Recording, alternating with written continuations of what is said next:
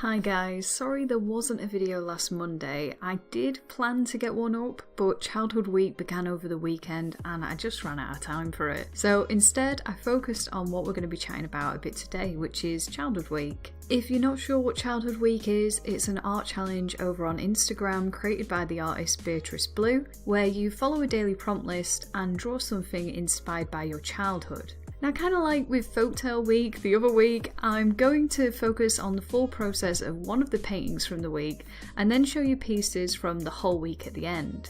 But for a change in proceedings, I've also edited this week of paintings down into a storybook through Photoshop, and I'm going to tell the full story with the poem that I wrote at the end, so I hope you'll enjoy that.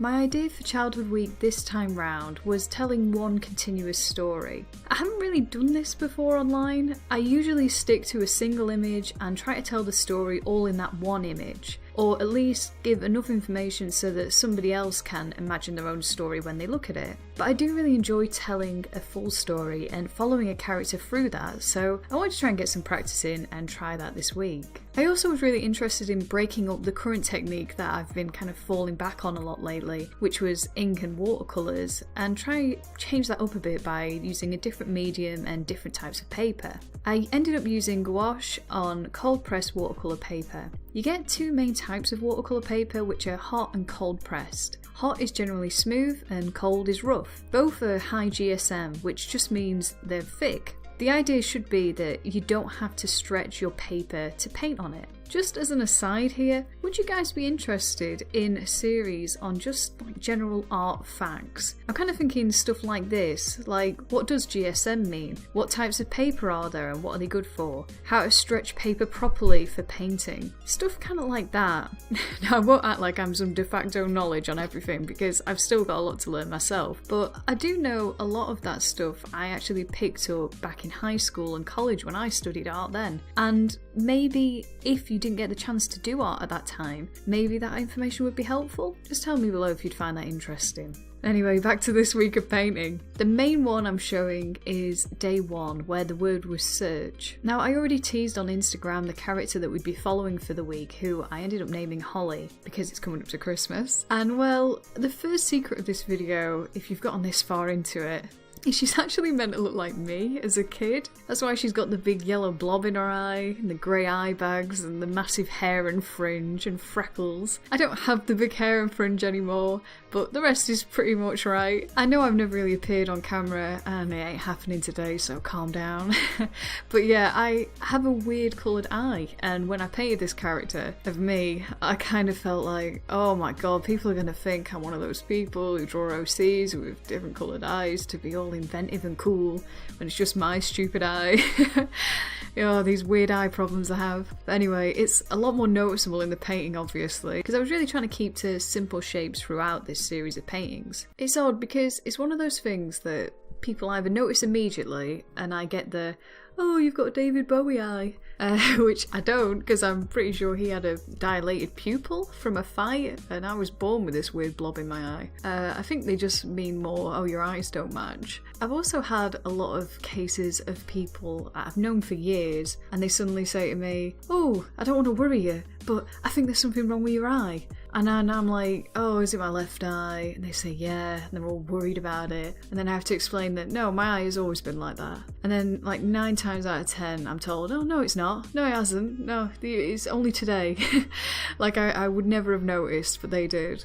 But yeah, it's never really been a big impact in my life other than like those tiny occasions. And that is kind of why I think it's funny that people do draw and make OCs with different coloured eyes. Like, I just watched that Crimes of Grindelwald Fantastic Beasts movie, and Grindelwald in it has different eyes, and every time I see a character like that I think, god, I'm an OC.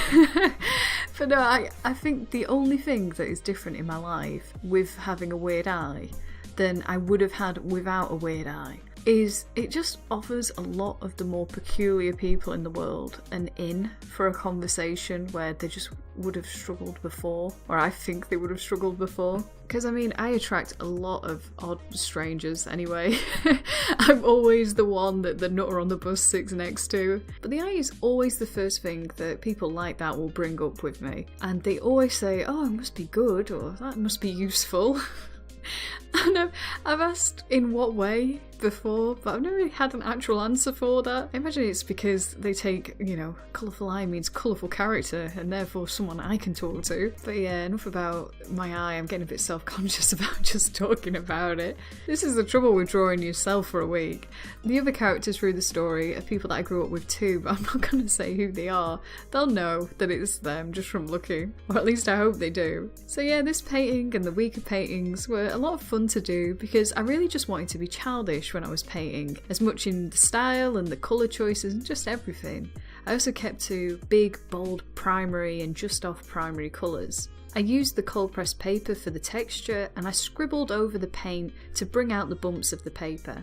I wanted the pencil to not get too blended and just remain looking scratchy as if a kid had done it. And that's such a freeing way of doing art. It's what I loved about acrylic paints over watercolour paints for years. Just you paint first and you think later, and you're just focusing more on the feeling of painting and not the general appearance and perfectionism, I guess. And on that, if you're feeling wrapped up in knots over like this ideal art style that you're going for and being perfect all the time, I would say try this technique out for a change. Get out the coloured pencils, your Crayolas, some wax or pastel, and just layer it over some thick like texture of paint like gouache or acrylic. Just have a bit of fun with it. Because art, I feel, has a way of getting you trapped up inside your head sometimes and just going wild, and sometimes it's just a good way to reset that mindset.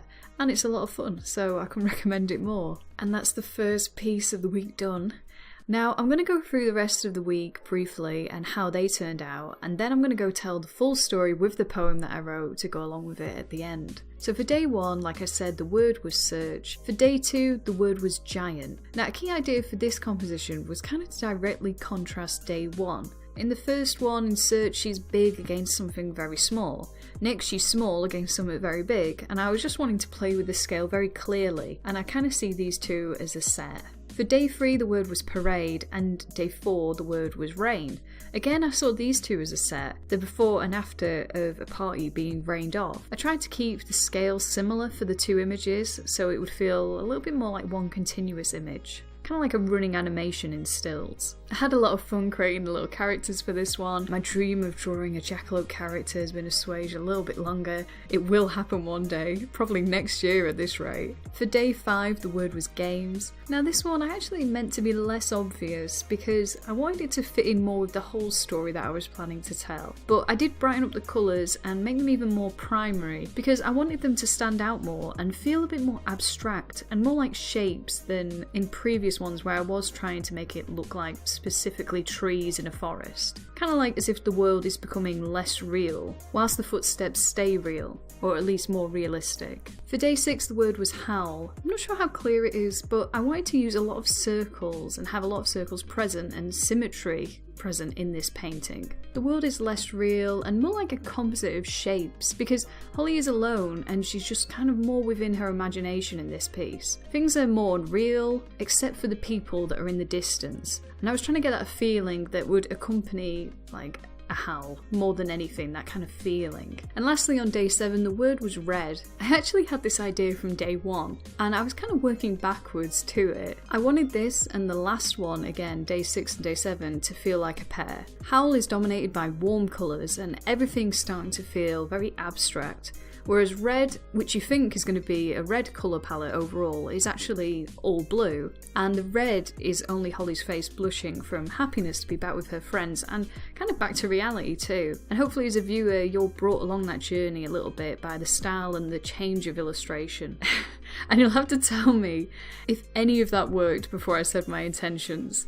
The poem's maybe a little overworded for the age demographic that I imagine this story would be for, but surely you've got to talk up to kids sometimes just so they learn those weird words. So I'm going to leave it on my retelling of the accompanying poem with these remastered illustrations from Childhood Week. I really hope you enjoyed Childhood Week, and if you participated, make sure to comment below and let me know what you thought about it. Or if you think you might join in next time, I think it will be on again in summer next year. So, you know, start to get prepared now. I hope your day is going well, and I'll be back next week with the first episode of Prompt Squad. Hopefully it's bouncing around the page right now. So make sure to get your entries in as soon as possible if you're wanting to join in. The prompt was Stranger, and I'd love to see what you come up with for that prompt. Thanks as always for watching, and I'm going to leave it on the poem. Holly wandered through the woods where the air was cool and crisp. She stumbled and looked at the ground to see a trail of will-o-wisps. With a crunching sound, a pair of legs appeared on either side. She didn't feel too scared of them, really more surprised. They led her to a clearing where she saw a dragon dancing. All the creatures in the candlelight were truly entrancing. But the parade had to end when the rain began to fall. Even if she were so through, it wouldn't deter her at all. The bad news turned to good as she noticed a reflection. Footsteps had appeared, though she doubted it was their intention. Following the trail, she saw them up in the moonlight. She couldn't wait to tell them all about her night. Colour flushed her face and she could hardly speak. What a bizarre night for a game of hide and seek.